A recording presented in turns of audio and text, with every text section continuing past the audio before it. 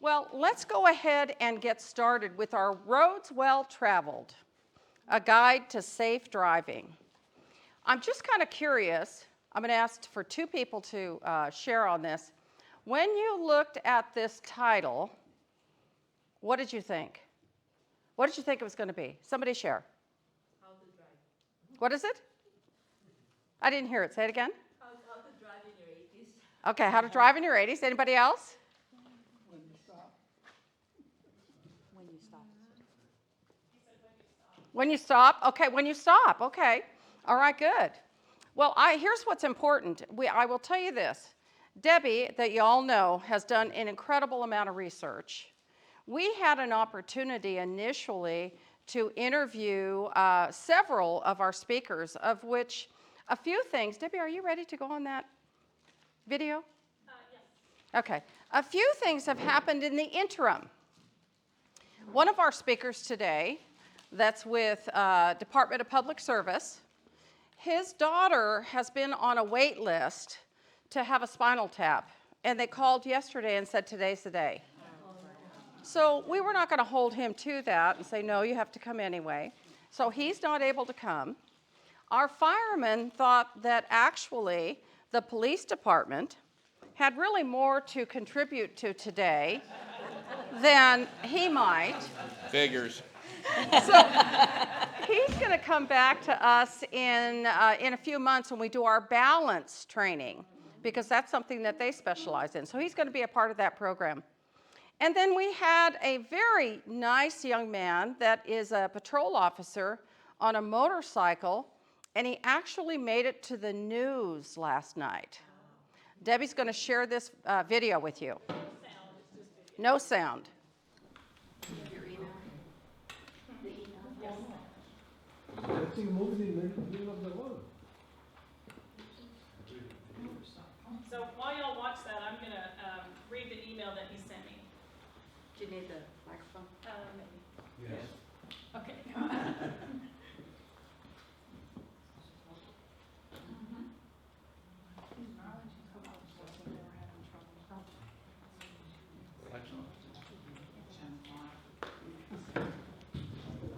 Okay. He said, ironically, I was involved in an accident this afternoon while riding my police motorcycle and was struck by a lady in her 80s. I'm in the hospital with a broken leg and will need surgery. Please keep me in your prayers and emphasize the importance of knowing when it's time to put up the keys. So my first thought was when Debbie called last night, because this all happened yesterday, and we're thinking, oh my gosh, this is like the day before, and you know, we really want to make it something good for you. They're all canceling on us. And I thought, oh gosh, you know, maybe he heard from the other guy that he wasn't going to be here, and he said, I'm not going either. But really and truly, the nice thing that Matt did for us is he brought two people to us today, two officers to us today.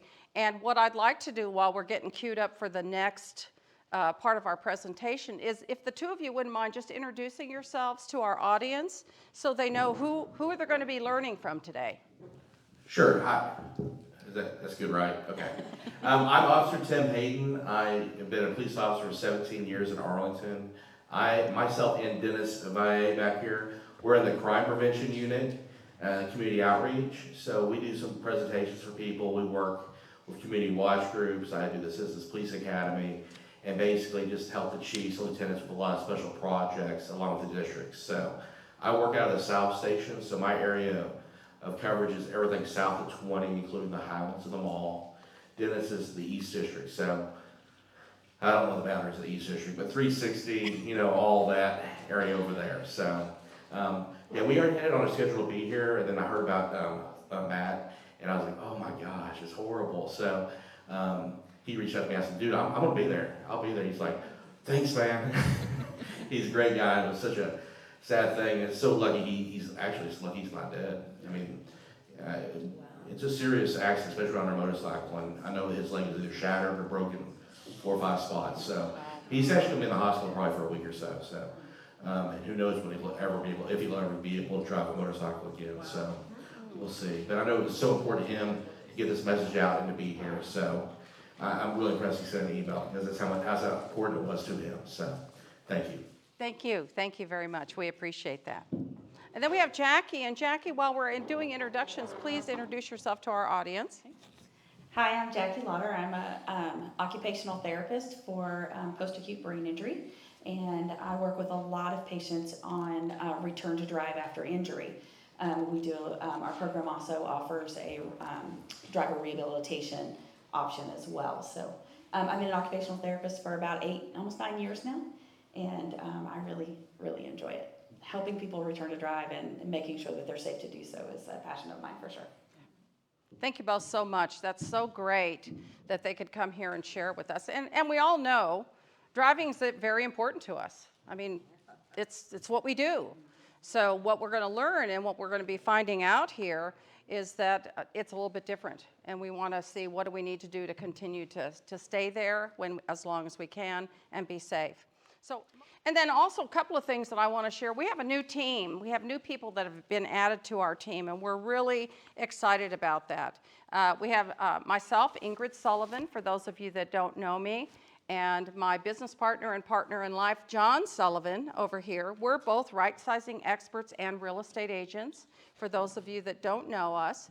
And then we have a new team member, John Pennington, and what's so nice about this is his name's John as well. So John and John. We have a new team member, and John has been a friend of ours for many, many years. He has lots of experience, and he just received his real estate license. He's going to be working a lot in the North Dallas, Princeton, Sherman, Allen area, which is going to be super helpful, in addition to being with us and doing seminars as well. And then the other woman that you see up there is Beth McGee. She's not here today because she's on her honeymoon in Kauai. Yes. She and her husband, you're going to love this, John. I know, it makes it so easy. She and her husband are super excited to be a part of this. Beth comes from senior living. So she's been involved in the senior living business since 2009. And knows everything about every level of senior living. So that was a big plus for us. We prayed for her because we wanted to have someone that, for lack of a better way of saying it, runs in our circle and enjoys working with seniors as much as we do. So she is in the process right now of getting her real estate license. So if the opportunity presents herself, she can be full service like we are. And then, of course, we have Debbie Ford over here that you all know, and Debbie's our person to get you all signed up. For the seminars. Debbie puts together a lot of, if not most of the content that we deliver to you, and she's got all kinds of tips and tricks. So in your handout, a couple of things I want to share. You have a sheet that's called Roads Well Traveled, A Guide to Safe Driving in your 80s and Beyond, just like the title. And it's got a list of links on the internet. And the first time she showed it to me, I thought, wow, that's a lot of information to hand out to them. And then I thought, oh my goodness, that's a lot to click, a lot of typing to do. And what I want you to know is that after the seminar, those of you that we have a current email address with, that's important, she'll be sending this page out to you so you don't have to type it all in. You can just click to go to those websites that she's looked up for us to make it real handy. So if you're interested in this and you want to make sure that we have a way to get that to you and you have an email, please leave that with us on your feedback sheet today. Like always, we promise we're never going to inundate you with junk. That's just not who we are. But if we have an opportunity to share things with you, we'd love to do that. And then there'll be some other things that are in here that we'll talk about as we move on. We want to thank our sponsors that are here with us today. We have Troy McKnight in the back. Troy, give us a brief introduction about yourself. Yeah, I'm with Knight Miller Financial Group, and we're happy to be one of the sponsors of the Smart Senior Series. Lots of good information, and we help do that as well, help educate clients, folks that we come in contact with or introduced to. We mainly help folks that are already retired or planning to retire, make sure they don't have to go back to work. You know, manage the retirement savings, make sure that they're getting a lot more than what they're getting at the bank, and can continue to, do what they want to do in retirement. So thank you very much. Yeah, thank you for being here. We also have Ken Halbert. Ken Halbert is here with Stevenson Oaks. Ken, tell us a little bit about you. Well, my first name is John as well, but I go by my middle name, Ingrid. But I'm with Stevenson Oaks Retirement Community in West Fort Worth. So we're a full continuum of care retirement community. It's brand new. Well, it'll be 2 years old in May. But Ingrid and John have helped, two handfuls of maybe even more, residents move into Stevenson Oaks. So we offer retirement, 62 and older, active senior living. So we have independent living, assisted living, and memory care. That's a great place, beautiful. You know, and a lot of times too, when they're brand new, oh my goodness, they're just beautiful over there. They do a lot of great things. So if you're curious about what that is and what makes that so different, you want to definitely get with Ken. If you can't grab him today and you want to talk more about it, I can share some information and point you in the right direction as well. Thanks for coming here. And then we actually have a surprise guest here today, Dana Taylor. Stand up, Dana. In that beautiful pink shirt, I told her that would look good on me.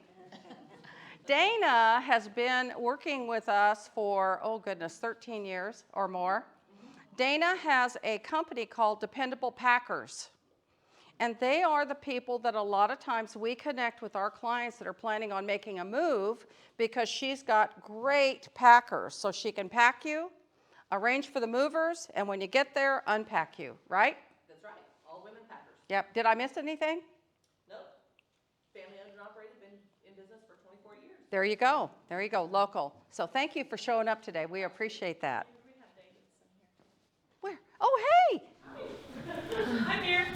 I'm just sitting. I'm Lori Stankin. I'm an attorney at Davidson Law Group. We do specialize in estate planning, probate, and elder law. So if you have any needs, getting a trust done, getting your will updated, guardianship, powers of attorney, medical powers of attorney, we do all of that. And I've enjoyed being here for the past few seminars and meeting some of you, and look forward to meeting more of you. So I have some business cards here. If you'd like to grab one before you go, we can do that. We do offer free consults in our office. We have offices in Fort Worth, Keller, Allen, Flower Mound, and Dallas. Tyler as well. Yes. So we have so many. Great. Thank you so much. We appreciate that. You know, we couldn't do what we do without having our sponsors. So we're so grateful, not only to have them, but for them to participate. And depending upon the location, sometimes the others it's more convenient if it's in Fort Worth for them to come. But thank you all for making the time to come today. We know you're going to learn something too. Okay, and we already know about Jacqueline. Initially, Jacqueline was going to be our only speaker today, and then these two gentlemen showed up with a surprise. So we're happy to have them. Okay, so let's talk about this. So there's approximately 32 million licensed drivers that are 70 years and older right now around us. The number of licensed drivers over 70 increased by 83%. And that was between 1997 and 2021. Increased by 83%. Older adults are keeping their licenses longer than they have in the past. And I can see that to be true because there's so many things that we want to continue to do. We don't want to relinquish our ability to drive or our licenses at this time. So that's important. So the proportion of 70 plus population who still has their driver's license went up 73%. Again, went from 73% to 87%. That's important to know. There's a lot of us out there driving. And this is something else. Driving's not like it used to be. There is so much growth going on here and so many changes going on here that it's probably more than a full-time job for these gentlemen to make sure and keep us all lined up and in line. So we'll talk more about that. So, what are the most common issues that we have that can complicate our ability to drive? So here's some things that we have. We have physical issues, we have strength and coordination issues, and I will say that both John and I have recently talked about the fact that we're feeling some arthritis in our hands. Anybody like that? Gripping things, sometimes that's just not great. Or how about neuropathy? You don't feel things as well. Sometimes that can kind of impact how you're functioning on when things come to driving or using your hands. Jackie, talk to us about the other items that we have there. So another big aspect is cognitive. As we, can y'all hear me okay? Yeah. I was kind of being loud. I was trying to be really loud. Okay, so cognitive issues are really important. Sometimes it's easier to forget, to get a little confused when you're in a new area or you're not sure of the surroundings of the people that you're with. And it gets confusing. If you're driving pretty quickly, things are going by really fast, and your vision can take a part of that as well, not only in understanding what's around you quickly, but also in just the acuity, the ability to see as well as you used to, not just in daytime, but in nighttime. So we want to make sure that your eyesight is checked yearly for sure, if not more often, if you're noticing differences. Your depth perception can be affected as you get older as well, and that's really important when you're driving. There's a side of vision that we call visual perception, and that has to do with how quickly your brain makes calculations with information it's receiving and then deciding what you need to do with it. That is really, really important with driving on a freeway. How quickly am I going versus the cars that are already on the freeway, and can I get over in time? And your visual perceptual skills do seem to decrease as you get older. So we need to remember things like that you're not just how you see, but how your brain reacts to the information that you're seeing.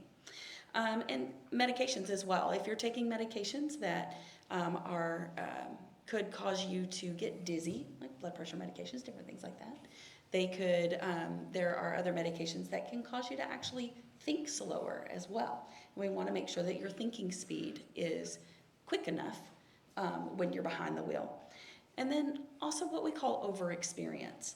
An over-experience is, I know how to drive. I know that everybody in this room knows how to drive. You've driven all kinds of vehicles, you've driven all kinds of people around in your vehicle, but your brain still tells you you're doing it the exact same way that you were, but your body might not be reacting the same way. Your brain's talking to your body, but it's a little bit slower.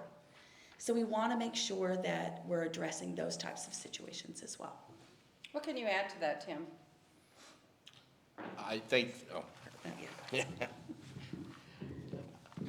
I think all that's absolutely accurate. I think as we get older, or as the inputs coming in can be so quick, and trying to gauge all the information and all the stimulus coming in, that we have to slow down, react, we have to speed up our mind and think about things. It's such a challenge. I think all those things are such key factors in us being safe. Mm-hmm. So I know that one of the things Matt shared with us when we interviewed him, he said so many people are just driving this way, but they're not paying attention to as much to what's around them. And just like you said, I think it's really important to be very purposed about that. And because it's something that is a habit that we formed, we know how to get in the car and start it up and go. It means, like Jackie said, slowing down some and being purposed about, okay, I am going to pay more attention to what's around me because of all of the challenges that have been created with roadways and construction. Yeah. All right, let's go ahead and move forward to our next slide. So our next slide, I'm going to ask Tim to take this one for us. It says, what are some of the things we can do to be safer as we drive? So first thing is be aware of your surroundings. Obviously, when we're driving, I think surroundings are important. There's so, like I just talked about, there's so many factors of things happening. One thing I would recommend, every police officer in the United States does this, where we're playing games where we're like, what if, what if, what if? You need to do that when you're driving, because you get a young person behind a wheel and they just rip out into the lane. Well, if you've already said what if, it's just a constant repeating thing as you drive. What if that person pulls out? Okay, I'm safe to change lanes. I can slow down. I've left 3 seconds between the car in front of me. I know that's enough room where I can come to a full braking stop if they slam on their brakes. So it's that constant role playing in your head. What if this happens? What if this happens? Am I safe?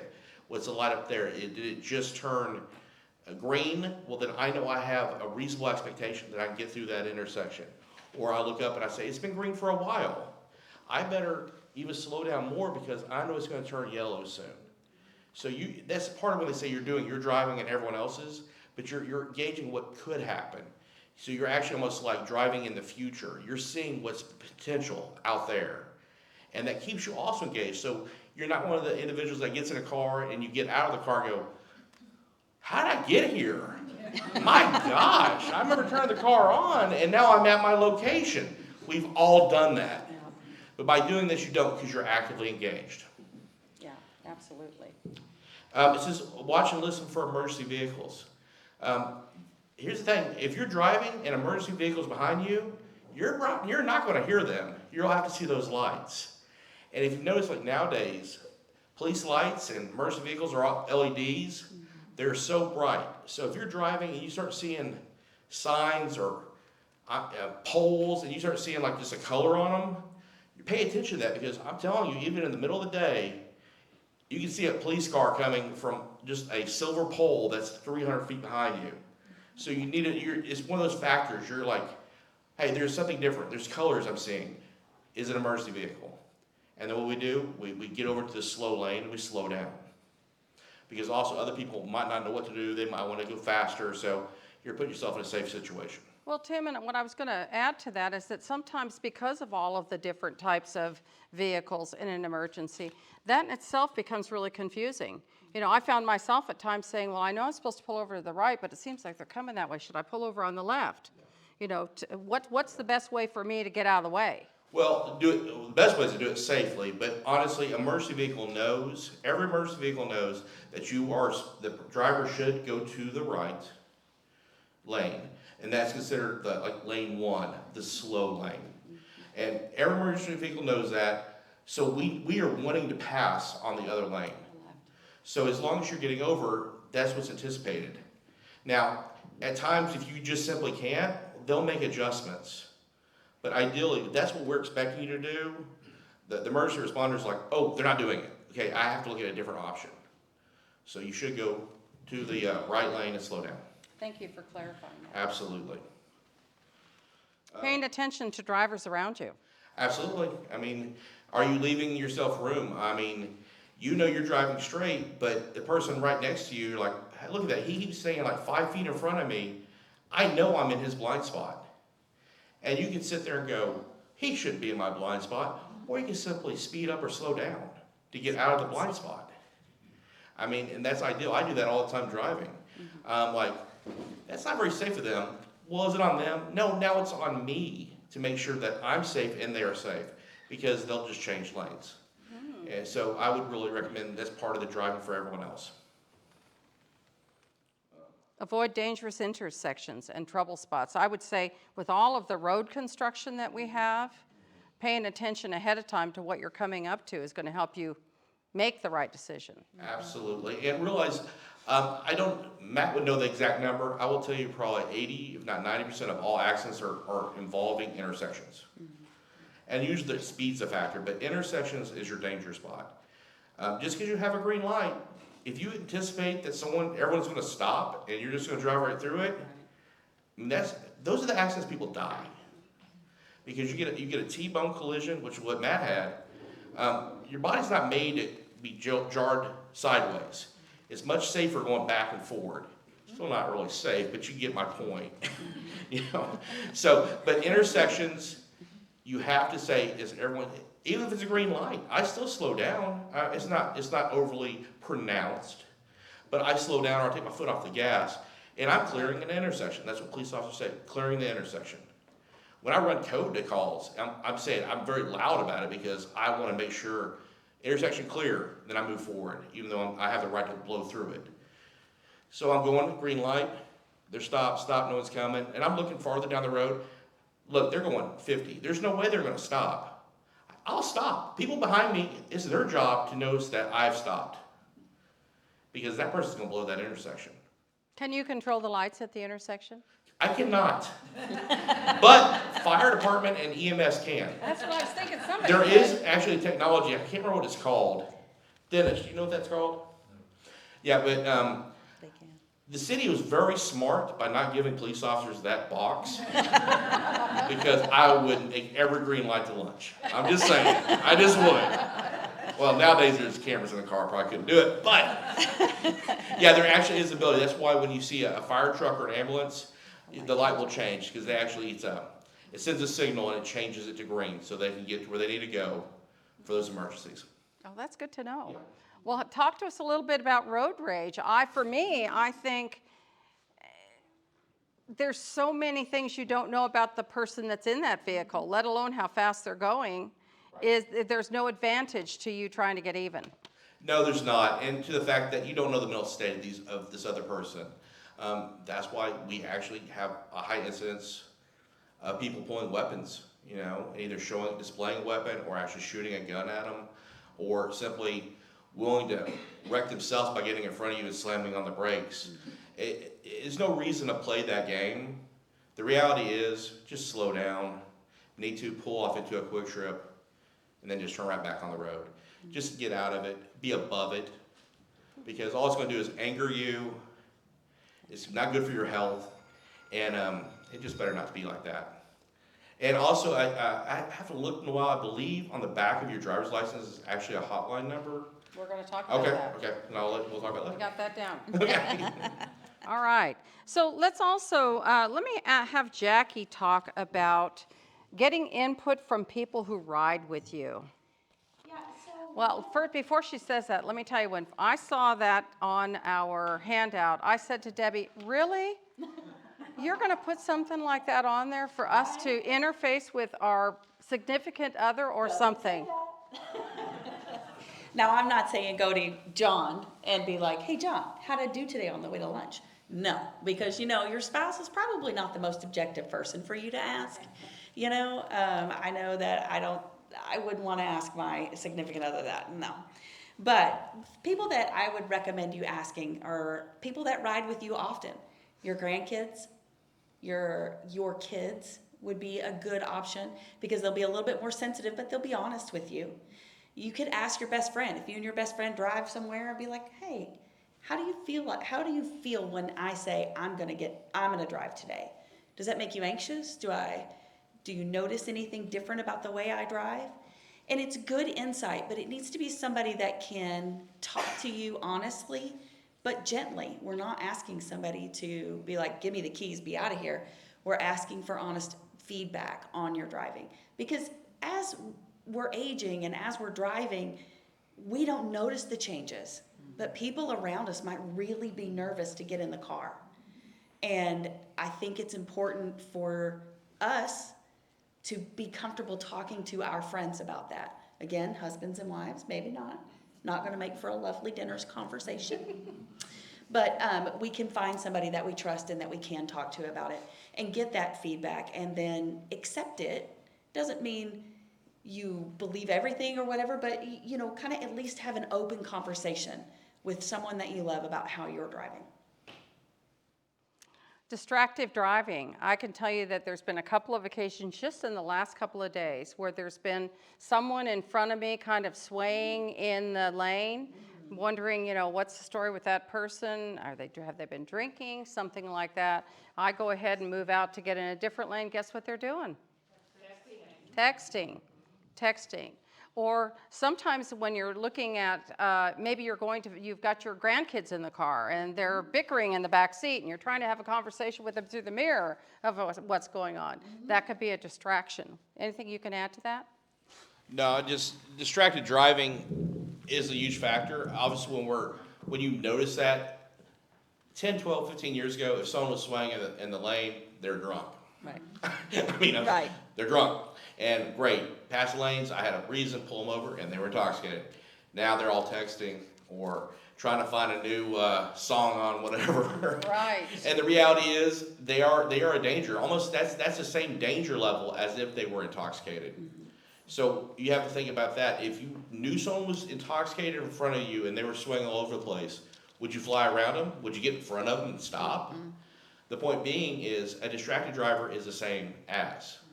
So you have to treat it as the same type of caution. So honestly, sometimes it is change lanes and get past them. But then I would keep attention where they're at, and I wouldn't get where if they change lanes, I would change again. I don't want them coming up on me at a stop sign. If you need to, slow down, let them get 3 or 4 cars ahead, let other people get there, and then just pick up your speed where you were, and you probably won't have any more interaction with them. But you need to treat them as if they're a danger, because it is a danger. Great, thank you. So our next one, we're talking about technology. Our cars today, I have a 2022 car, and I'm telling you, I've got beeps and bleeps and you name it, cameras out the wazoo on my car that could tell me a lot more than I thought I needed to know, but I have it all there if I need it. Jacque, talk to us about that technology. So on the newer vehicles, you really have a lot of help with the blind spots, with being able to park your vehicle forward or in reverse, and also navigating small areas, because you have a camera in the front and you can have a camera in the back. And mine has a 360 view. How many of you have had that? Where it looks at the top of the car and you see all the way around it? Like, this is the coolest thing ever. Okay? But, you know, we all learned how to drive and parallel park and all of those things without any of that. How many of you have done that? Right? We all just turn around and look behind us, right? Well, we can't really do that anymore. So having those cameras and having that kind of extra equipment in our vehicles is very important. But we sometimes have vehicles that don't have that extra equipment. So we do offer there is some additional adaptive equipment that we can recommend. If you have an occupational therapist, you can talk to them about it, but some of those could be wide mirrors across the front of your windshield that really help with scanning on both sides. Then they have a separate mirrors that can go on either side view mirror, and it'll cover your blind spots. And like we have, she was talking about having some hand dysfunction or weakness or arthritis or just changes in your physical abilities that way. We have spinner knobs that make it a whole lot easier. And I know shoulders. This picture here in the bottom right of either one of those slides shows that. And that there was a time that was a really cool thing to have on your steering wheel. And it is now too. You know, those spinner knobs can come with blinkers. They can come with radio up and radio down, and I mean like all kinds of things. So you can get real fancy. I'm not that fancy. But there's also crossover blinkers, different things like that. There's a lot of things that we can look at your vehicle and make it safer for you so that you can drive. Tim, I'll ask you to talk more about this. One of the things that the other officer that was going to be with us mentioned is that oftentimes now that our cars have all of these features on them, oftentimes people don't realize that they're either not driving with their lights on or just their running lights. Talk to us about that. Yeah, I think when they're automatically on, and then sometimes when they're not on, you're never looking to make sure they're turned on. I don't know as much about that. I know the one thing I see continually is if you take your car in for an oil change or maintenance or it's a check. Wash it. Get it washed. Yeah, but if you take it to the dealership, I don't know why, but every one of them, they will turn that automatic light off. Yes. And it seems like every time I pull a car over, or if I'm working a sporting event or a part-time, and a car pulls in without lights, I go over there and I literally will say, "So, did you get oil change today?" They go, well, they're like, "No, yes, or no," or "I had transmission work." I'm like, "Great, let me explain this. You have to turn the lights back on." And they're all like, I've been driving for 2 days. I'm like, "I know, and I know this is what happens. So I don't know why a dealership doesn't turn it back on." But if you did not know that, you need to, if someone else operates your vehicle, if you allow someone else in your vehicle, that's one of the major primary checks I would do when you're back in. Obviously, recheck the mirrors, the seat position, make sure your automatic headlights are back on. And it'll save you. That'd be helpful because you don't want to get an accident because someone can't see you. Yeah, that's really good. The other one that we have on here, that if you have a car that's newish in the last, I would say maybe 10 years, Yes. you have the ability to click the emergency response button. And I will tell you, for me personally, my car, it's not OnStar, it's Blue Link. I have a Hyundai, and on my mirror, the first button on my mirror is my garage door opener. And the second button on my mirror is programmed to the blue link, the OnStar. And there's been a couple of times when I've reached up there to press that, and next thing I know, they're on the screen wanting to know how they can help me. So the good thing that I know about my vehicle is that, yes, I do have something that somebody could help me through, but checking to make sure your cars come with something like that doesn't work. Yeah, all right. Well, let's see, what else do we have here? Debbie. Okay, so we have another video for you, this one here, that we're really excited to show you because it's one of the things that you can go and do and sign up for yourselves. It's actually called Car-Fit Video. It'll be a link in Debbie's handout for you, but it's called Car-Fit, F-I-T. Did you know that there are features of your car you can adjust to make it more comfortable and safer for you to drive? It's true. As we age, natural changes occur with our vision, flexibility, and speed of reflexes that can impact our driving, making it even more important that our cars fit us. And that's why CarFit could be a good fit for you. Developed by AAA, AARP, and the American Occupational Therapy Association, AOTA, CarFit is an educational program that promotes safe driving and mobility among older drivers. At CarFit events, trained volunteers, including occupational therapists, help drivers measure how they fit in their vehicle and offer suggestions to improve drivers' comfort, safety, and fit. Small changes like adjusting your steering wheel to ensure a clear view of the road and checking your mirrors to reduce or even eliminate blind spots are just a few of the critical checks that you can learn at a CarFit event. Best of all, it's a free, quick checkup that only takes about 20 minutes. Join us, find an event, or volunteer to help drivers in your community. Visit www.car-fit.org. See you soon. And I think we had one more we were going to show them. Personal transportation is changing quickly. Blind spot warnings, smart headlights, and automatic emergency braking are just the beginning. That's why AARP Driver Safety and the Hartford jointly developed Smart Driver Tech interactive workshops.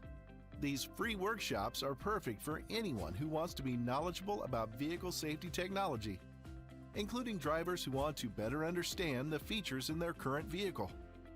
Learn what's available before purchasing a new car, or be prepared when renting. The comprehensive curriculum covers new and emerging vehicle technologies that can help make driving safer and easier. Instructor-led Smart Driver Tech workshops are conveniently offered in neighborhood libraries and community centers, as well as virtually on Zoom. There's also a self-paced online option. Choose what works best for you and stay ahead of the curve when it comes to vehicle safety technology. Join us.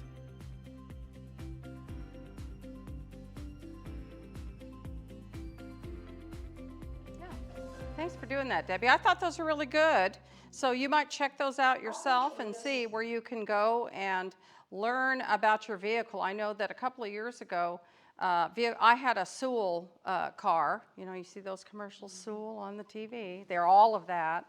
And they had us come down the first weekend after we got our vehicle to go through a training with them so we could learn all about the objects and the knobs in our car and drive it properly. And it makes a difference when you know. I will say that I probably have more features in my vehicle than I actually use. I use the ones that are most important for me personally because I'm a real estate agent. I use my GPS a lot. It's nice to be able to fill that in and have it plugged in and guide me along my way, but there's a lot more that you can do. So you should check those things out. Okay, so we're going to move forward. All right, so here's the next one, and I'm going to ask Tim to talk about this, and I have some input, and Jacque may as well.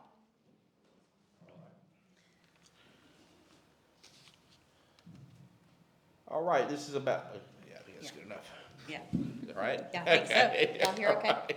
Yeah. Requirements for older drivers when it comes to renewing their driver's license. You must renew in person every 6 years. There's a fee.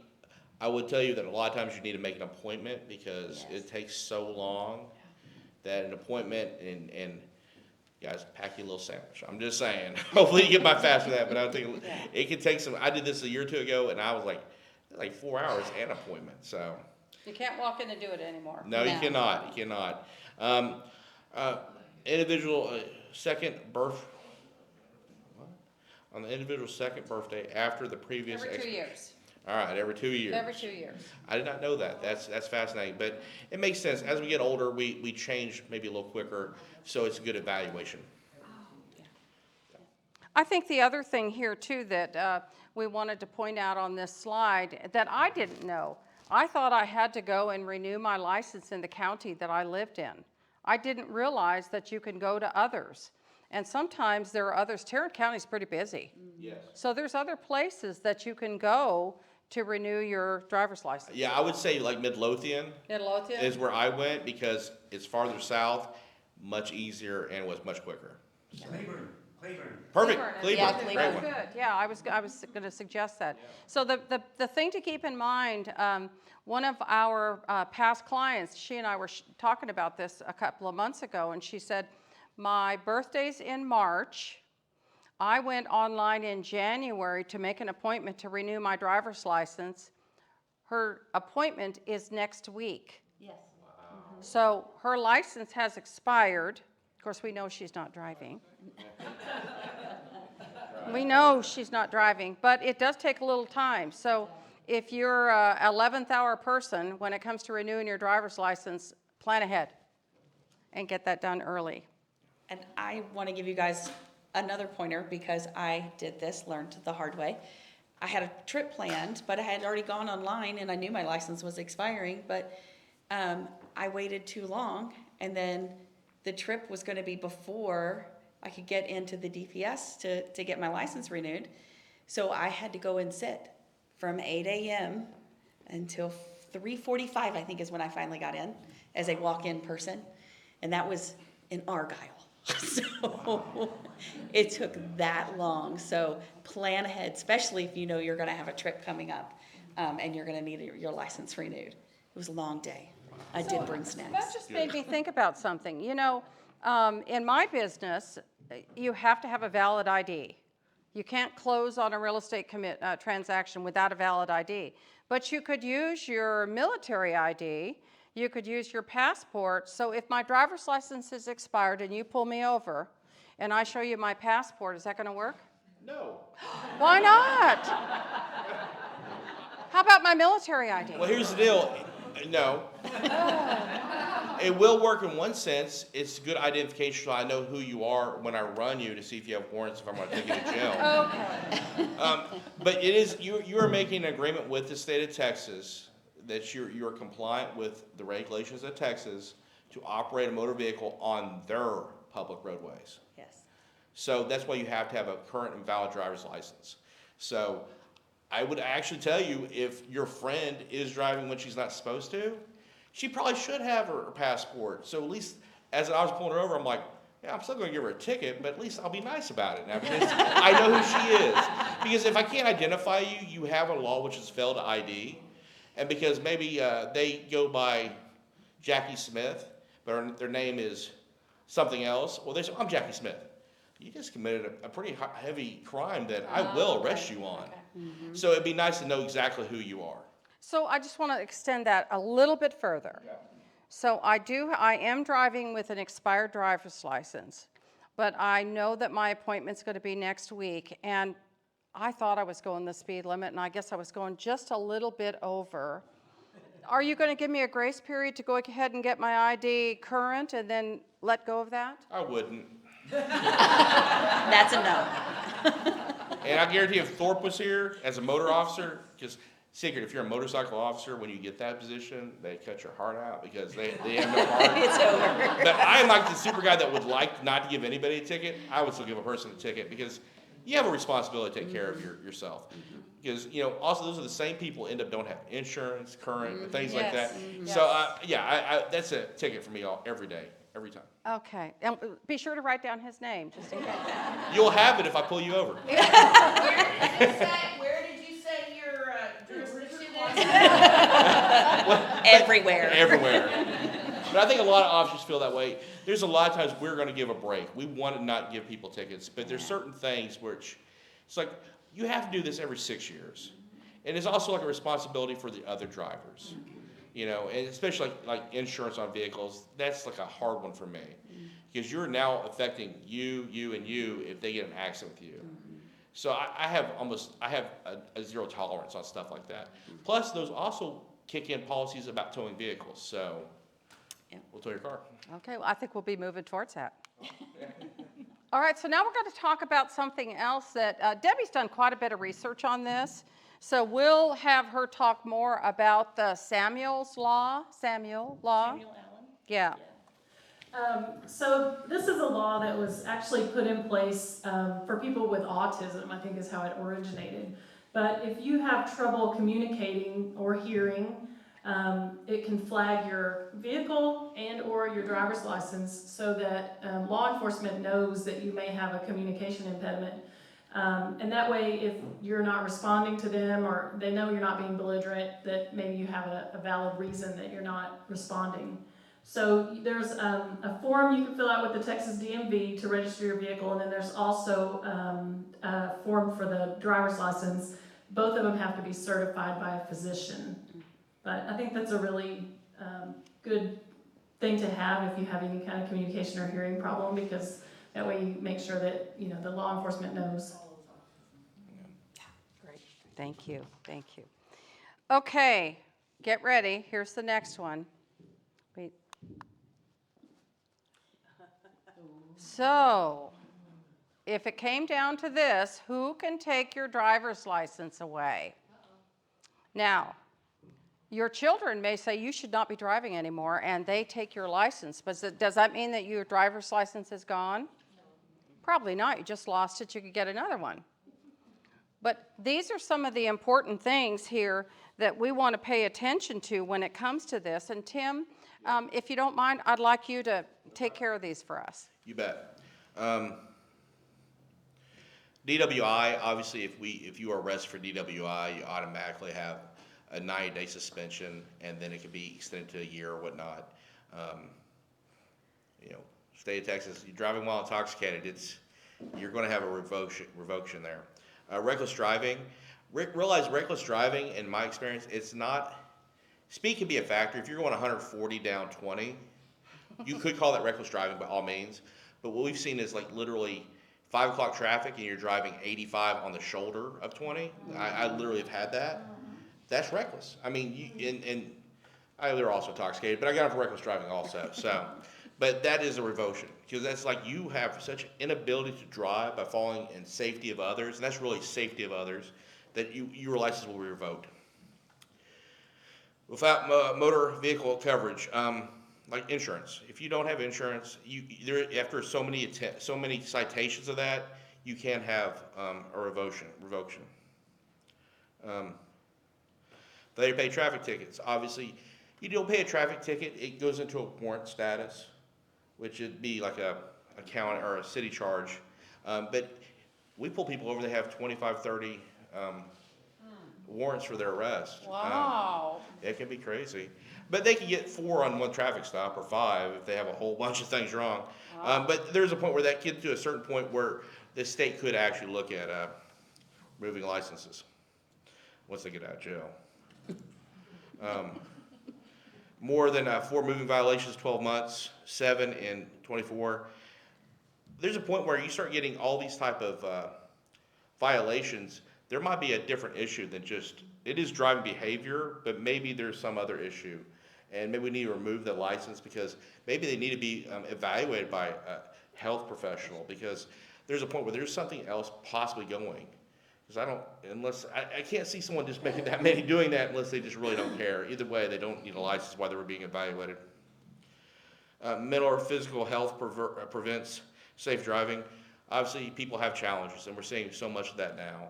And so medical staff can also fill out forms to have an evaluation of a license. Seizures, I don't really know exactly. Seizures are 3 months. If you've had a seizure, you cannot drive for 3 months. After that, then you have to be cleared and by your physician, and it has to either be well controlled or no additional seizures. And even if it is 2 months and 30 days, and you have a seizure, it starts back over. So. Wow. Okay, Debbie, you had a story about that. Yeah, my father-in-law actually had a seizure while driving, and he was in Oklahoma, but they suspended his for 3 months, and he was able to get it back. But Yeah. It's great information. I did not know that. Thank you. Cognitive issues, you probably couldn't. Kind of similar. Yeah, same thing. So with like vision, cognitive, physical and mental health, and physical health challenges, things like that, your physician or, can have anonymous referrals from other individuals. They can recommend that you not drive anymore, and there is a form that a physician can sign for that, and they send it off to Austin typically. But the only entity that can actually revoke your driver's license is the Department of Public Safety. As an occupational therapist and a health professional, I can't take it away. I can't. He can't take it away. It's only the Department of Public Safety. We make recommendations to them. Yeah, and it's pretty easy for a law enforcement in the sense that, and this is a particular case where you get a call because someone's just stopped in the middle of Matlock. Yeah. I get there and it was a very sweet elderly lady who just got totally confused and she just locked down. And I'm there and I'm trying to get her to roll the window down and she didn't even realize she was driving. But that's why she stopped, and she was just like, I was like, okay, so, had her get out of the car, moved her car into a parking lot, got a family member. But I got back, and and this was a long time ago, I was like, and they go, it's a sheet of paper. I didn't have to fill out much, but just like kind of the statement, what I saw, what I observed, and then, when I'm officer of Texas, and I sent it, and they sent it to Austin, and it goes through a whole opinion or a review process and stuff. So sometimes no one wants to lose their freedom, but sometimes it just has to happen, and at least there's ability for a review process for that. I know on the vision part, my mom and also John's mom, both of them had macular degeneration. And when my mom and my stepdad were living in New Mexico, my mom trained herself she couldn't see this way, but she could see really good this way. And as my stepdad was failing, my mom kept telling us from afar, obviously, because we weren't there, that she knew she could drive him. She knew if she could just get the keys that she could drive him because she felt like she could see. And with my mother-in-law, when my son was much younger, he told us a story one time about riding in the car with Grandma down Collins, and they were always riding in the right lane. And there was always somebody behind them that was honking at them. And Grandma said everything's all right, but sometimes he was curious as to whether or not she could really see what was coming on, but she was determined that she was going to drive him. So, those things can be important. All right, let's move forward. So what do we have now? So what is driver rehabilitation program? And this is Jackie's expertise, so she's going to share that with us. So one part of keeping your license is every time you renew, there's a tiny box down at the bottom, and it says that if you have an injury or a situation that could impede your ability to drive, that you will let the DPS know. That is your responsibility in the state of Texas. And we don't even pay attention. How many of us actually read every single one of those things when you put your initials on them? I didn't, sorry. No, me either. But anyway, I know that that's on there. So part of that is people who have, like with my population, is brain injuries. So strokes, encephalopathies, having a car accident or a fall that causes a concussion or a brain injury that could cause an injury and keep you from driving. Now, the injury itself does not keep you from driving. And if you don't tell the DPS and you have an accident after you've had an injury, you know what's going to happen? The insurance company isn't going to cover it, which is worse, because you are liable because you are not legally supposed to be behind the wheel of that car unless you were cleared again by the DPS. Okay? So, again, it's not taking your license away. It just puts the liability completely on you for driving. Okay? But for a driver rehabilitation program, occupational therapists, there are lots of occupational therapists in the DFW area that can help you with this. There are specific programs that can help with specific injuries like spinal cord or brain injury, things like that, or just with dementias and aging, and as you're getting slower and you want somebody to get checked, you can come to a place like PATE and do an outside driving evaluation. You spend about an hour and a half with an occupational therapist and an hour and a half with our certified driving instructor. And we will test all of your cognitive abilities, your vision, your ability to react quickly, to scan an environment accurately and understand what you're seeing and doing with the information. And once we also do all of your strength testing, your hands testing, coordination with your feet, shoulder, neck, trunk rotation, all of those things that you would physically need to be able to do based on age norms for someone who does not have an injury or who is capable of driving. Now, after you pass all of that kind of stuff with the occupational therapist, I get my certified driving instructor. He's certified here through the state of Texas. He has a route that is specified by the state of Texas, and he has a certain way that he has to give directions. So not only are you then driving in the vehicle with him, but you're also cognitively having to answer and respond to his directions. So he might say something like, there's a street on the left called blah, blah, I don't know the name of it, but it's hard to see. Turn left there. He'll give you that. So he's wanting you to look and scan and notice that the street sign is kind of behind the tree a little bit, okay? Or, at the third stoplight, turn right. But if you're still in the left lane and you're not getting over in time, he's gonna recognize all those things. All of those are the kind of feedback that you will get at the end of your driving evaluation, and he writes up a full report on it, gives all of that information, and he can make different recommendations from there. Sometimes it's training, sometimes it's, you did really well today, and on this day, I certified that you could drive great. Now, what you do with that information is you take it to your doctor. Your doctor can fill out a form and send it off to the Austin. Or he might even say something like, you know what, we really had a hard time with the freeway. I don't recommend freeway driving.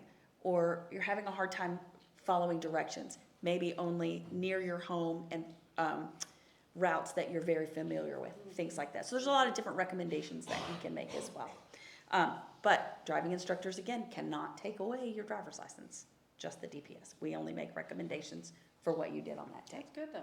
I have a question though. Yes. Can anybody do that, or do you have to have a medical referral? Or? You can, we do have to have a medical referral. So your physician will write an order for a behind-the-wheel driving evaluation.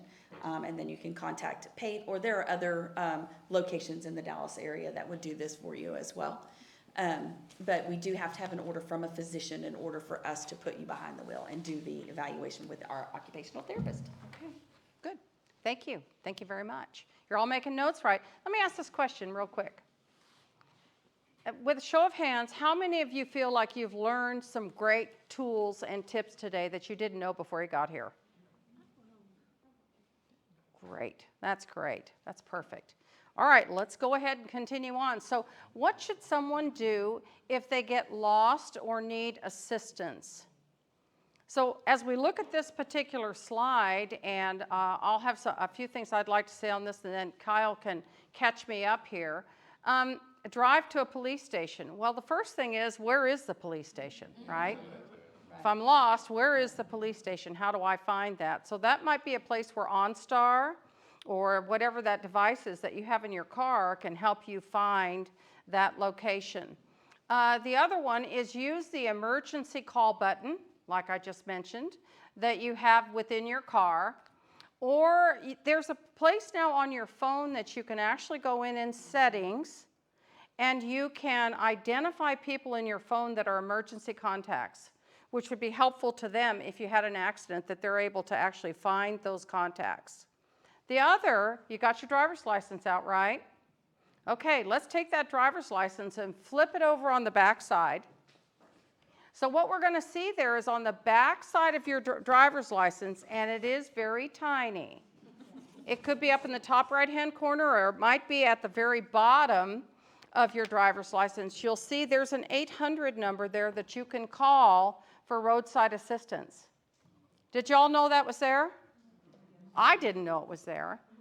So that's good to know that you have that there. And the reason I wanted you to do that today is that I thought this: if you saw it, in the event that you need it, you'll know that you've seen it somewhere that has to do with your driver's license. So that's an important thing to keep in mind. That's on the back of your driver's license.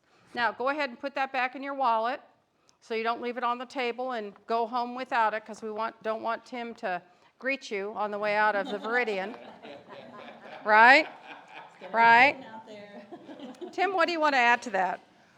I think they actually covered it very well, because when I first read that, I was like, if you're lost, how do you drive to a police station? Yeah. I will say, there is reality. You can call 911 if it's a situation where you're really lost, you do not know where you're at. Let's say you pulled into a street and it's just houses. Because I'm like, okay, not a lot of traffic here, I am lost, I truly need help, I don't have the ability to use a phone, or you have all these other great resources, but let's say you just have nothing else. You just don't know what to do.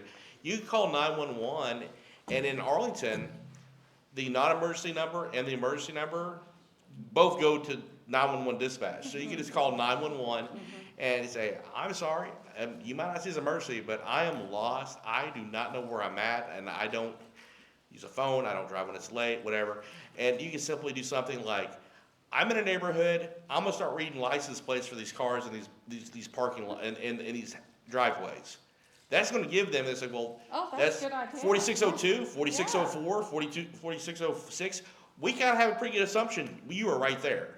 And they might say, great, okay, where are you trying to get? They'll help. Or say, do you need an officer to come and assist you? And hey, I'll come out and say, hey, let's how we're going to get you where you need to be, or do we need to call someone else to come pick you up? So some things like that could be a good resource.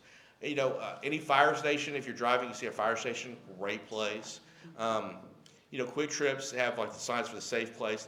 They already have training on how to help with different situations. That would be an easy situation for them to help with.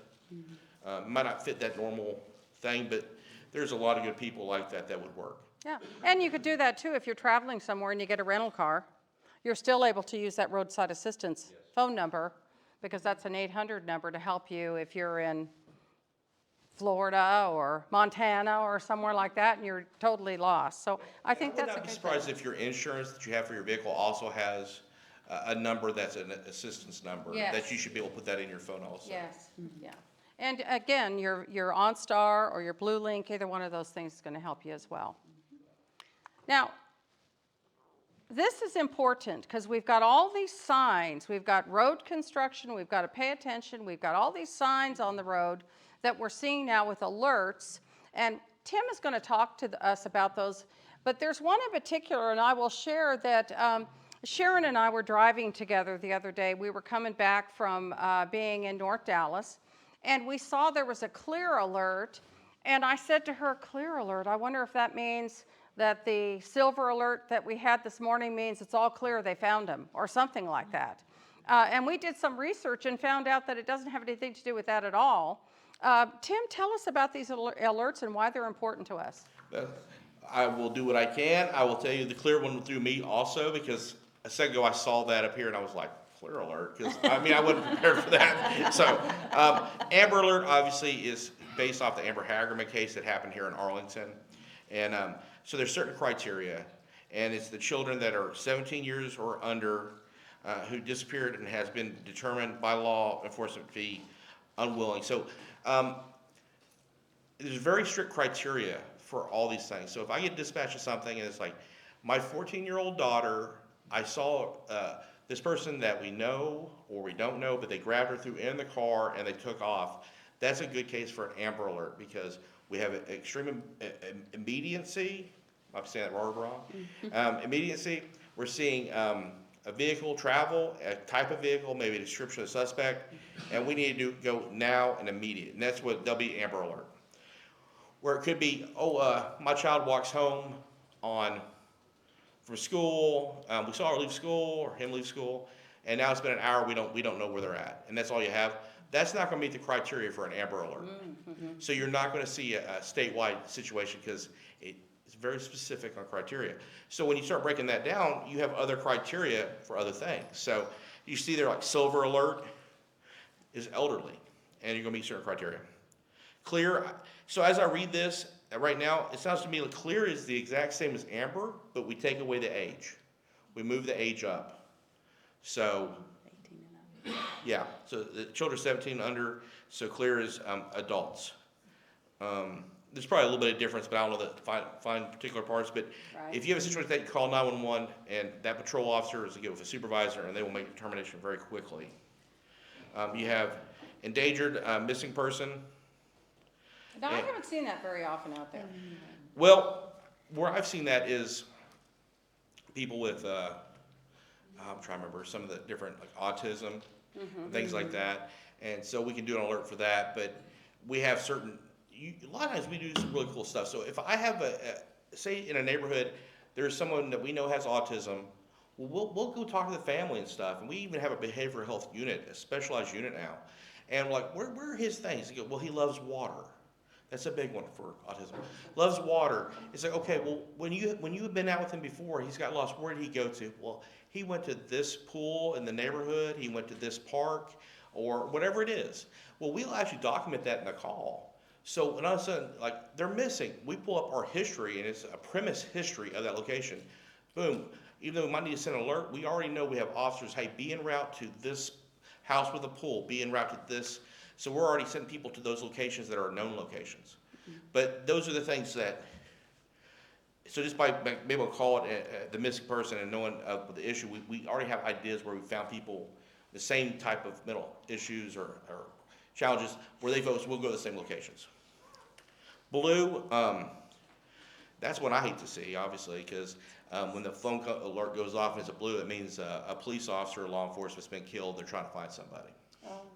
So, and camo, that is like, you know, usually it's PTSD, but it's people in military bases and stuff, or things like that. Obviously I didn't know this before I got here, so I didn't look into super details, so I can't break it down much further than that, but. Well, there's a link that Debbie put in your handout for you that if you're really curious about what are all the different alerts that we would see, you can go to that link, and that's where we gathered that information as well. So we just thought it was good to kind of clarify what are all those things we're seeing as we're watching for There's a bunch of them. some other thing.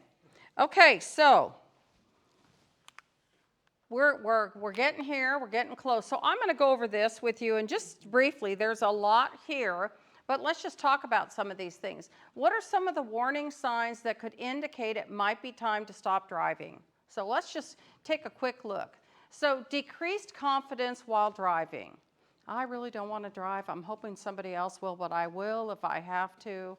I'm not comfortable doing that. That might be important to us. Other drivers honk at you. I talked about my mother-in-law, bless her heart. She was trying to take him with her and be safe, and people honking. During that same time, my brother-in-law, a couple of weeks later after Patrick told us about this, went to drive with her, and they were driving down the same place, and he said, hey, Mom, we're coming up to a stoplight. Is it red or green? And she said, well, it's green. Well, it was where they were putting a new stoplight up, and there was a burlap bag over it, so it wasn't even activated yet. So that was a tip that said, might be time to stop driving. Hitting curbs. You know, here again, depth perception or distractions. Are you hitting curbs and not paying attention to that? Scrapes or dents on the car, the mailbox, or the garage. Numerous times she would go to the grocery store, and when we go visit, we would see that there was a new dent on the bumper, or maybe the front light was cracked or something like that. It was always somebody at Minyards that ran into her or something like that, but it was because she wasn't able to figure out, and again, this is when her vision was going, where do I park, and how far or far away do I need to be from that? Confusion at exits or divided roadway entrance.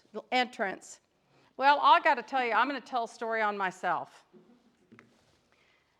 Sometimes in the neighborhoods that we go into, there may be a median where when you're getting ready to turn into that median, it's separating the lanes. So one side of that is the oncoming traffic, and the other side of that is the other direction. So Debbie and I are on our way the other day to an event that we did earlier this week, and I was very focused on, you know, the yellow flashing arrow. So waiting for that car to come because I want to make sure that I'm going to be able to go. And what I had not done was pull up far enough into the intersection so that when I got ready to make my left turn to go into the farther lane on the other side of that median. Initially, I started to make the turn into the wrong side. And we're both going, oh my gosh, okay, hurry up and get over. But you know, that's important to pay attention to that because sometimes it's confusing, especially when it's at night or when it's in an area that you're really not familiar with. So you want to pay attention to what's the lane direction and how many are there when you're getting ready to make a turn so that you don't have an opportunity for Tim to ask you what time you're having lunch today, or did you miss it already? Getting lost in familiar places, same thing. You've gone there forever and all of a sudden you can't figure out how to go or get home from there. That might be important to you. Confusing the brake and the gas pedals. I bet we hear about that a lot, huh, Tim? Yep. Anything to share with us about that? No, not really.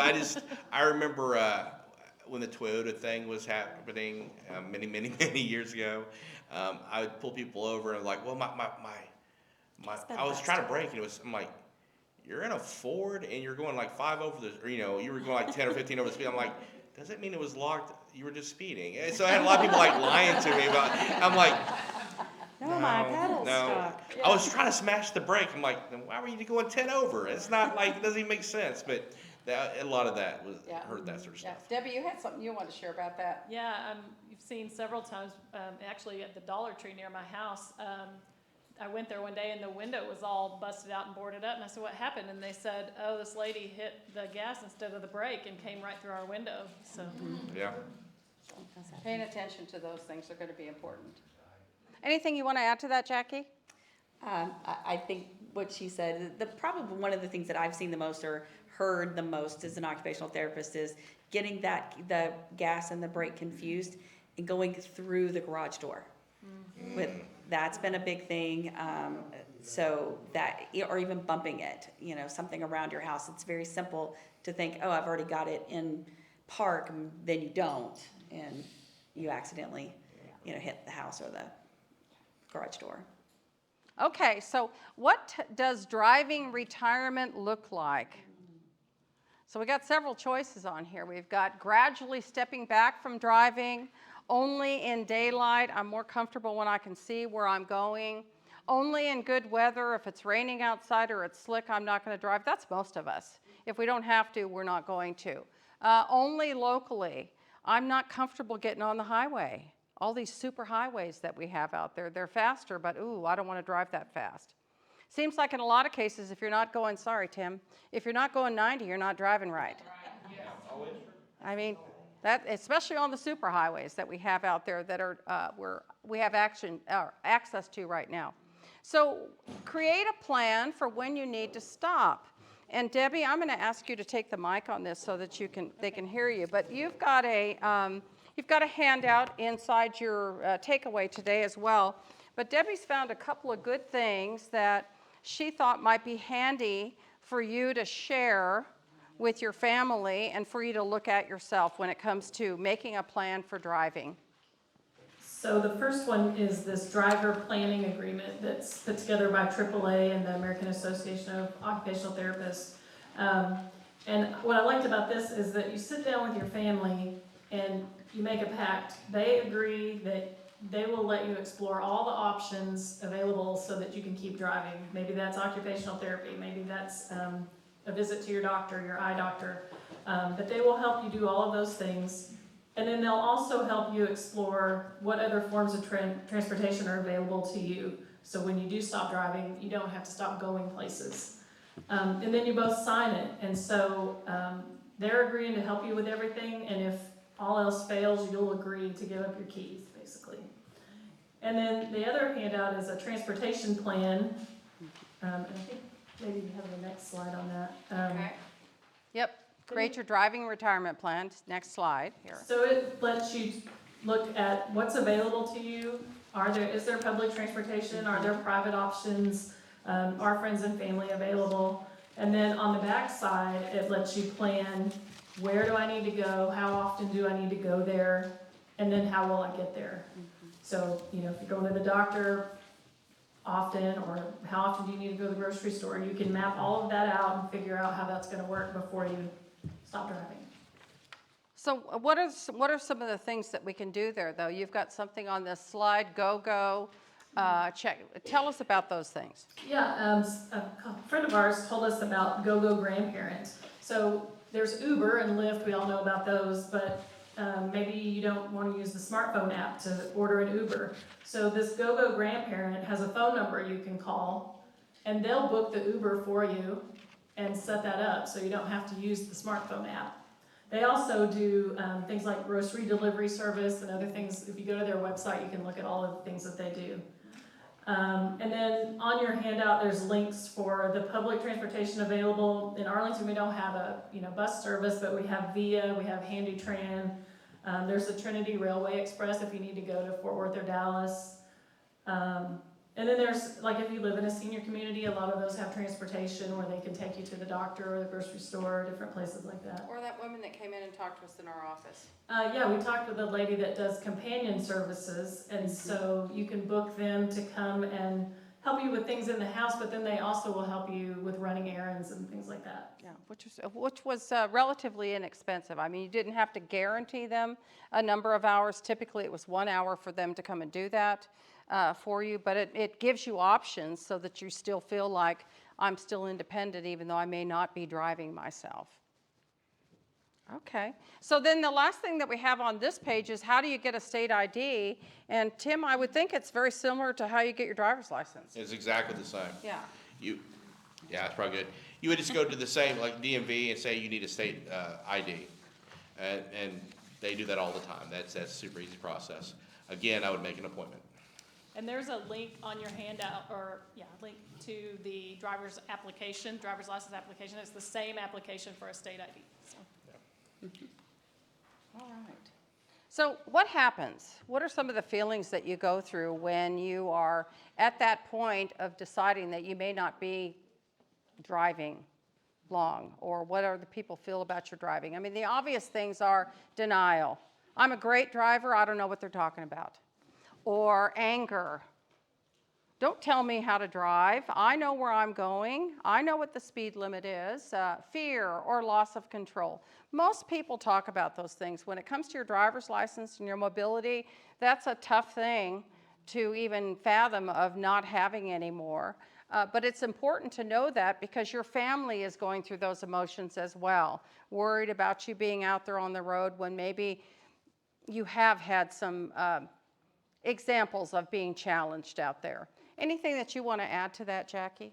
Yeah, I think it's really important for you to have an open conversation with people, because you are changing a major portion of your life when you decide not to drive. And even though you know it's the right thing to do or the safest thing to do, it's still very, you've been driving for a long time. It's your independence. It's what we're all used to, right? But there are still ways to be independent without being behind the wheel of a car that make it safe. So be sure you have somebody you can talk through and can help you when you're having emotional feelings about it. And sometimes it's your doctor, sometimes it's a family member, but be open and talk with people about it. So what are some of the things that you can do to be more proactive as we age? So Tim and Jacque, I'd like you both to do this. Jacque, if you'll take the first part of that, and Tim, you can cover the next. So first is always maintain good health, physical health and vision. So it's important to get a yearly checkup. Talk to your doctor. Think about what's changed from last year to this year, from last visit to this visit. Know your medications. It's also a really good idea to have a list of your medications in your phone. Same kind of a place where you have your, it's ICE, what is that? Emergency, yes, the emergency people. So also have a list of your medications, because you may not be able to answer that question. It's something they'll need to know. And make sure that's up to date. Your vision and your contacts or your glasses or whatever you're using, make sure that is up to date. And do some regular exercise, even if it's just walking around the park or around your neighborhood or something like that. Keep sharp with mental exercise as well. There are a lot of different types of activities you can do with that. Puzzles are amazing. They really help with those. Remember I talked earlier about how your brain takes in information and uses it and does something with it. It's called visual processing. Puzzles are great for that. Some reaction speed games like on your iPad or something like that. That'll kind of help keep you sharp. Do some mental math kind of tasks. Those are really good. And increase your flexibility. Do some sort of chair yoga, some sort of group stretching activities, different things like that. Remember that it's important to keep your trunk loose as well as your neck and your shoulders, okay? All of those things are important. Right here? Yeah. Okay. Is this considered a driving safety class? I know that AARP, 'cause I have some volunteers that are part of that, and they're always hosting some form of driving class, some kind of educational or just a skill-based thing. I think that's huge. We talked about the stuff below, but I would say we talked about earlier, it was mentioned about the idea of talking to family members or someone that you respect about, like, am I driving good? Is there things I'm not doing? But one thing is, like, if they said, yeah, you brake really hard, well, use that as an opportunity to make it almost like an educational experience, like, well, when I'm in these classes or if I'm going to go on the YouTube, let's look at ways that I can actually become a better driver and really focus on those, because even though you might not agree, if everyone's saying it, why not evaluate that and say, okay, no one's on the road, I'm going to make a turn, I'm going to practice braking slowly over a period of time and start just trying to become a better driver. You do it at any age. You know, you can go online and look up the Smith driving techniques, and that will help a lot. I know I'm a certified Smith driver. I've taught hundreds of our Arlington police officers how to drive, and everyone I'm like, I don't need this, and I'm like, and trust me, I spent an afternoon with them, I'm like, you do need it. So there is still you can always become a better driver. Actually, I've had to take a week-long training class for Smith driving for our department, and I was like, I'm a good driver. I mean, I'm not cocky, but I was like, I'm a good driver. After a week-long school with those certified trainers and stuff, and I'm like, I'm a lot better driver now, because I realized there was a lot of skills that I thought I was good at, but I could be a lot better at. So I think we can always constantly improve What's our that called, ability. Smith driver? Smith driving. It's it's been around for 70 years and stuff, but it's just, it's all the things we talked about here. Leaving room, keeping your eyes ahead, things like that. Well, I think one of the other things that we want you to talk about here is safe distance. Yeah. When you pull up somewhere and why that's important. Well, safe distance, well, there's a couple factors. Safe distance in the meaning of when you're driving or when you're at a light, maybe. Okay, I can absolutely talk about that. So let's say that you're pulling up and there's cars in front of you. You probably want to make sure that you want to leave, I think it's like 20, 25 feet. The best way to gauge that is simply when you are stopped and the car in front of you is stopped, your front of your hood, you can see below their tires. That's going to keep you a good gap distance, that if someone comes up and hits you, you have your foot on the brake, more like your car is not going to go ram into the other vehicle. That's going to give that distance. Leave a car length width if you're the first person at the light. So that's almost the same thing, but you're back slightly, and so that seems silly. Well, if someone hits you, you're going to go forward. Let's say you go forward 15 feet. Well, now you're back up at the line, and you're not in the intersection where oncoming traffic is going to T-bone you. So it's a very valuable thing.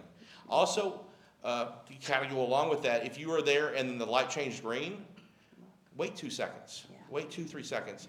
Because some people are like, hey, it's yellow. Well, no, it is red. And they're going at 40, 50 miles an hour, or they sped up. Yeah.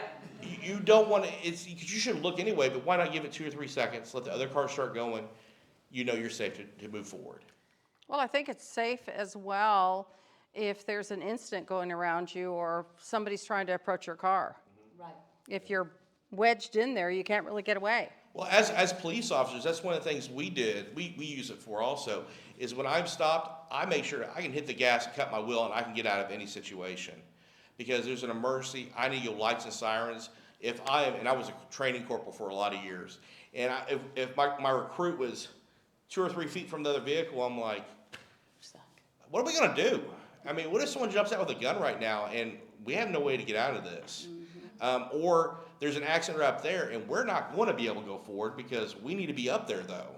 You have to leave yourself a gap where we can actually cut and get out of the way. And so that's the big thing there with that gap. If you're like, just there's 7 cars in front of you, but you're stopped, but you left that vehicle gap, you see behind you, the guy coming up is, or guy or gal is not paying attention, and they are like, or they're doing the whole, like we talked about earlier, totally distracted. They're like, and you're like, they're not going to be able to stop, even though you're at a red light.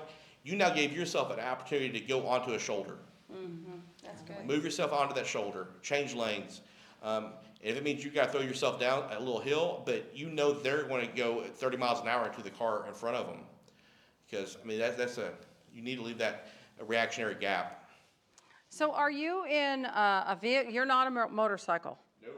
So I asked, well, I asked Matt the other day, I said, so when you pull up behind somebody and you're at a light, are you keying in their license plate? Me, yeah. I mean, that's a police officer. It's a great tool to be just searching all the cars around you at the moment. Unless sometimes now cars have the technology, the car's doing it for you, which is kind of spooky, but it's just popping up saying, stolen car, and I'm like, well, I was going to have lunch. Now I'm like, start me 4 other units, we're going to be in a pursuit. But yeah, a lot of times you're running plates and you're looking at things, and because it'll pop up, like if you have a warrant, depends on what it's for, it will be associated with your license plate, which, yeah. The other thing that we had a conversation about the other day, there's times when you're out driving on the road and there's wild drivers out there and you're thinking, where are you? Why are you not here catching these people? And I'm working very hard, working call to call to call. Right. I mean, Matt said to us, he said, there's got to be a time where I have to make a call on that, or is it more important for me to catch the big fish? Yeah. Right. Yeah. And I would recommend that everybody here, if you live in Arlington and you're interested, contact the local police station and say you want to do a ride out. We would love to take you out in a squad car. You can go out for a 10-hour, you can too, a 10-hour shift. We do 10-hour shifts, go out there and ride out with an officer, see what it's like. And one thing I hear repeatedly when it's over is, man, I see why y'all are not pulling cars over, because we're behind people. Someone does do something, but you're en route to a domestic. I'm like, yeah, helping someone's life or trying to arrest, an assault person is much more important than the person that needs a blinker. But don't be wrong, if you throw a cigarette butt out, I love to give you a ticket. That's like my thing. And I get so irritated when it's like, man, I got to go to this call. And by the way, my favorite thing with that is I do pull those people over, and they go, that's a one-time thing. I'm like, tell you what, I'll totally give you a warning. Open your ashtray. If it's clean, you get a ticket. And I'm going to give you another ticket for something else. And it's always clean. And I'm like, yeah, it was a one-time thing. Is there more than one cigarette gone out of that cigarette pack? Like, yeah, it's only half full. I'm like, well, there's another 9. Where are they at? So, but sometimes you just get so busy, call to call. So, yeah. I had an opportunity several years ago to do with a leadership group to do a ride along, but I don't know. To me, it made me afraid to do that. What if you get in like a really wild call and I'm in the car with you? Are you going to pull off the curb and kick me out?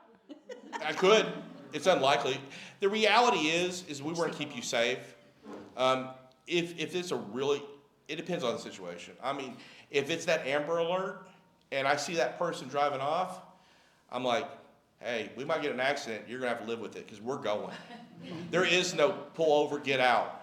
Because, I mean, we have a situation where I'm going to save someone's life, and I put my own life at risk, and you decided to, too, and I made you sign the waiver. So we're good. But the reality is most of the time on something like that, either I realize if I have a rider, I'm not getting in that. We have enough officers on duty that they're going to take it over, or I will stop and say, get out, and as I'm going, I will say, hey, someone needs to go pick them up, which I've never done that. But so there's reality and there's a danger level. The fact is you are in a police car, and that's where accidents happen and stuff. So, and you're not wearing a vest like I am. So, yeah, but I mean, I'm not going to let you just get on the calls, but there is a risk factor. Yeah. But well, it's just available if anybody's interested. Both of you have shared so much with us today that for me, I've learned a lot. So my question to both of you, Jacque, you first, what could we do for you? what would be important for us as pedestrians, civilians, et cetera? What can we do for you? That's a really good question. That wasn't on the list of things I was prepared for. So I think just to kind of be realistic with yourself, understand and know where you are and where your capabilities are, and really look at your safety and what's best for you, you know, and those around you and the people that you love. That's really important. I'm just doing a job. I'm trying to keep people safe. I have zero interest writing anyone a citation, but I'm going to write people citations. That's part of my job also. So if you are going 20 over the speed limit on a highway or a road, there's a certain level where I'm going to give tickets, you know. If you're going a few miles over, I'm more likely to give you a warning. But one thing I do really appreciate is people being polite to me. You don't have to be, trust me. And in fact, so much easier to write someone a ticket that's being mean. I mean, tell you, if you're like, I think I met you before, and you're really nice. I think I know your mother.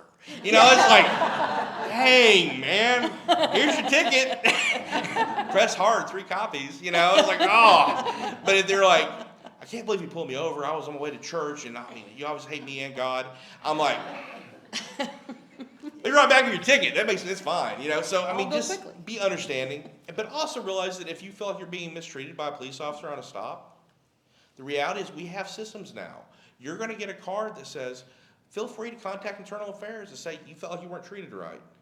Because the thing is, we are professionals, and we should treat people correctly, and we can evaluate that. So basically, y'all are just doing a great job. Yeah. So we have time for just a few questions.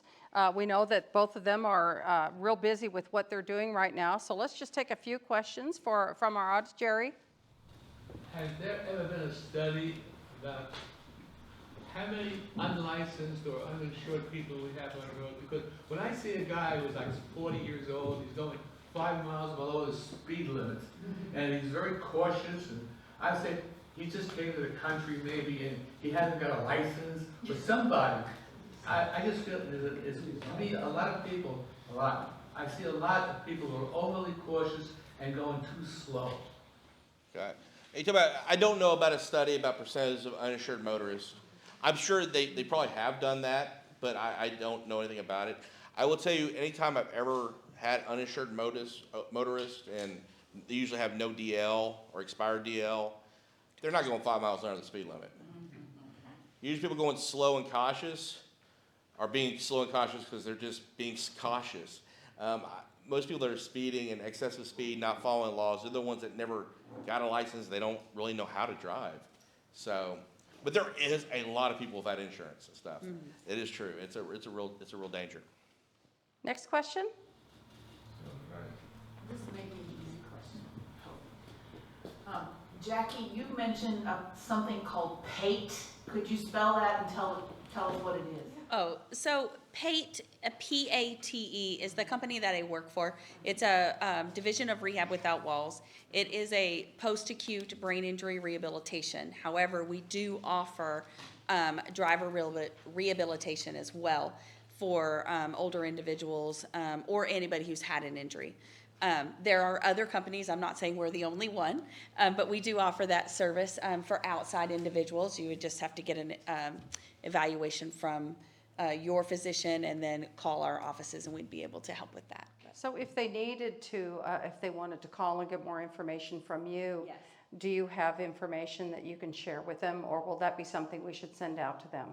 We should probably send that out to them. That's great. That's perfect. Thank you. Anybody else? Question? Wivette? No, mine was the same one about that tape. Oh, okay. Hers was the same about Pate. Anybody else? Now that I'm over here, come on. Okay. Kim? Oh, this is for you, Kim. About 20 years ago, I took a class, Citizens on Patrol. Do they still teach that? Yes. Yeah, Citizens on Patrol, that's one of our volunteer programs with the city. And that's one of the things, my job is I run and work with the volunteers. So if anyone is interested in being a volunteer, you would just go to the arlingtonpd.org, go under volunteer, fill out your information. We have, Citizens on Patrol, we have Skywatch Tower, we have a lot of programs. I also run the Citizens Police Academy, and if anybody's interested, they can come. We do it twice a year for 11 Monday nights, and I have homicide. I have all the different units come in there and really get granular and talk about what they do, and you can ask questions and stuff. It's a really great program. Oh, great, great, yes. I just want to say I've taken the Citizens Academy. I thought you was there. It's outstanding. You will learn so much about all of the tasks that the Arlington Police are doing. I highly advise it. I would like to take it again. It was so interesting. Let's do it. I just have one question. A friend of mine lost her driver's license, and then when she tried to get it replaced, they said she needed a number off the driver's license. Is that what this bottom number is? Do you know? I honestly don't know the answer to that. She had to get it through a bank that had taken a picture of her Oh, driver's wow. license. So, I don't know if it's that number or not, but. Well, I guess the thing that you might want to do Write it is down. write it down, Yeah. or if you're skilled at doing that, is just lay your driver's license down and take a picture of it, and then you've got it with your photos. Let me say something on that. One thing I often recommend people do is, we all have like email.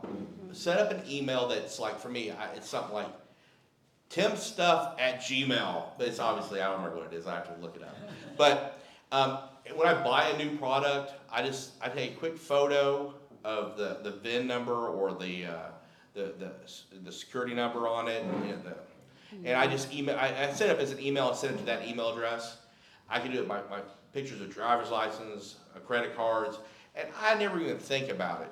But the reality is, if anything ever gets stolen, I have a detailed list of that item with the number of it, which makes it really safe. Because let's say that you have a beautiful TV and it gets stolen, and you go to the local pawn shop, you go, "That's my TV." I get there and go, "Great, prove it." And you go, "I bought it last year." I'm like, "So did 5,000 other people." I'll be really nice, I'm not gonna be mean. But the reality is, I'm not getting you back that TV because I can't verify it's yours. And we often have what we call our Operation ID, where it's the idea that you get like a little etcher and you put in your driver's license number on your items, which is honestly, it's great because your driver's license number is yours forever. And that makes it so simple. I'm like, yep, there's your driver's, but I'll be honest, I even know about this. I teach it. I tried it once. It was not good. It looked horrible. I'm like, I'm not doing that. I took a photo of it, sent it to that email address, and if I was there and go, "That's my TV," they go, "Prove it." I'm like, let me pull up my internet. Boom, boom. There's the thing. It matches the serial number. You see this picture was taken a year and a half ago, 4 years ago. They go, "That is your TV." It's a very good item. Same thing with jewelry. That jewelry has very specific characteristics, which is huge when we're trying to find those items when they're stolen. A Clash rings, it's got a library here and a basketball on this side, whatever. Man, that's great information. We can find that. We can identify things. So, just a thought. But it's same thing with a driver's license. I didn't know about that number, but that'd be easy to do that right there. That's really good. That's really great. Just along those same lines, we just recently had a couple of buyers that we were working with. They bought a house and the refrigerator was supposed to come with the property. So what we did was we took a picture of the serial number and the make of that, because it's become common practice that the owner may take the refrigerator with them and put something else that looks like it in there. So it's always good to have that information just to protect yourself. Okay, well, I think it's time for questions, and actually we have one more, and then we'll do our drawing. Just a comment of something that police have to deal with, probably more now than before. I use an ATM that is in a grocery store parking lot, and for safety purposes now, I never go home from there. I never use my route home, and just watch that no one in all these turns that I'm making is following me. I think it's cautious, but that's good. And I would go to the fire hall if they were. Or you can go to the police station. You could definitely do that I too. don't even know where the police station is. Well, no, here's the thing though. where you live, you should know where the hospital is, but you should also know where the police station is. And the fire station. The fire, okay. I mean, if you want to get lunch and they're cooking, but no, fire station would be good, but I mean, and because they're a safe place, they're going to help. Yeah. They're gonna call the police.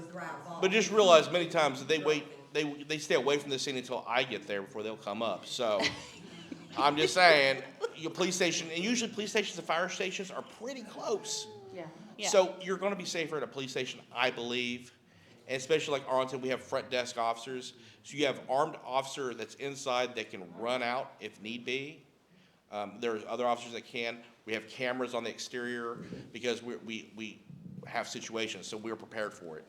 But it's overly safe, but I would never say that's wrong. You know, and remember, 4 lefts or 4 rights, they're not going to be there anymore because you just made a circle. So if they're still there, then I would say, okay, we have an issue.